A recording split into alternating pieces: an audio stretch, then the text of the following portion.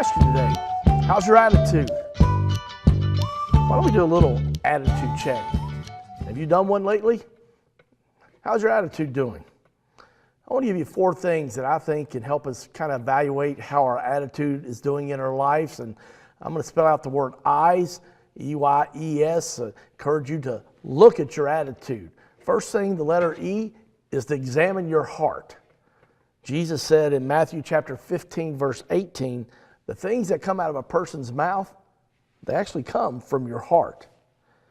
And I know in my own life that when I'm being critical of people or I'm being negative in things that are going on in my personal life, it's because I'm tired, I'm not taking care of myself, I'm not getting enough sleep, I'm eating bad, and the list just goes on and on of things that maybe cause me to not be good on the inside, and what's on the inside in your heart is going to come out of your mouth eventually, and a lot of times we end up hurting those that are closest to us.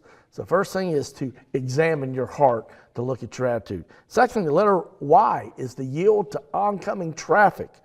In 1 Peter chapter 5, verses 8 and 9, it says, stay alert, watch out, your great enemy, the devil, he prowls around like a roaring lion looking for somebody to devour. Stand firm against him and be strong in your faith.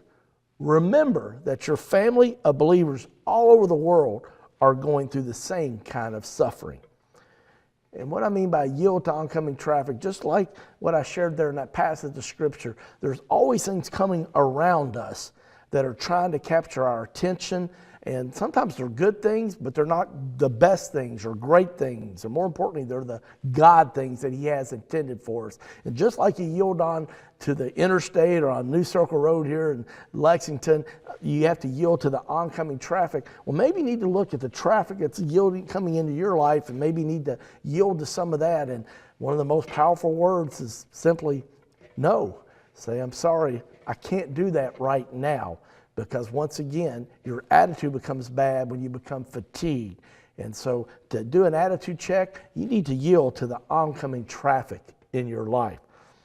The second E is, when you're doing an attitude check, is you got to expect to have setbacks. I mean, the fact of the matter is, no basketball team or football team wins every game. We all have, there's losses on the football and basketball court, but there's also setbacks, disappointments, losses in life. And a lot of you know my flood story, and everybody's had setbacks. So it's not a matter of whether you're going to have setbacks, but what you do with those. And sometimes the old saying, you take 2 steps forward, but then you make a mistake, whether it's you're not doing well financially on your budget or with weight loss, the list goes on and on. But if you've taken 2 steps forward, even though you may take 1 step backwards, you're still 1 step forward. And so I want to encourage you to be reminded that you need to expect to have setbacks and not to let that affect your attitude. Jesus said in John chapter 15, verse 20, a servant is not greater than his master. If they persecuted me, they will also persecute you. And part of setbacks is sometimes in life, people just treat us unfairly. We've all been the recipient of that. It makes no rhyme or reason, and we think maybe if I just had a different job or I had a different spouse, if I lived in a different neighborhood. But the fact of the matter is there's always going to be challenging people in our life, so we need to expect to have setbacks sometimes in those areas of our life.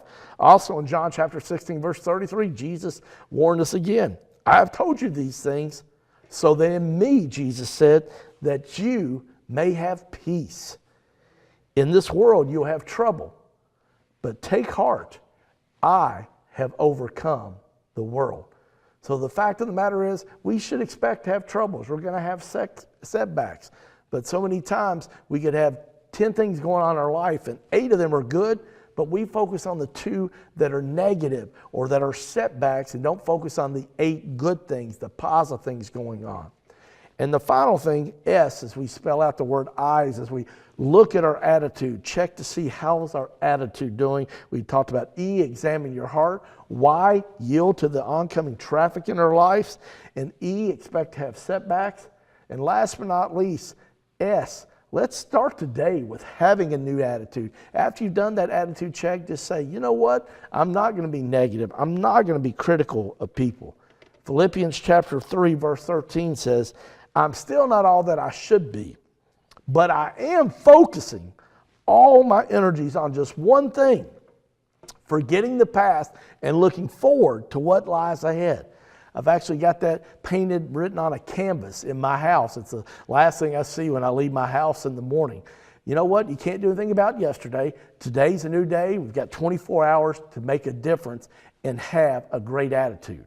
I want to close with one of my favorite sayings on the attitude. It's by Chuck Swindoll. This was written over 30 years ago, but I've had it posted in my office now for over 20 years at different types of jobs I've had throughout my life, and it applies whether it's in the nonprofit world or in the business world. It simply says, the longer I live, the more I realize the importance of attitude on my life. Attitude is more important than facts. It is more important than the past, than education, than money, than circumstances, than failures, than successes, than what other people think, say, or do. Attitude is also more important than your appearance, giftedness, or skill set. In fact, your attitude will make or break a company, a church, a home, or a team.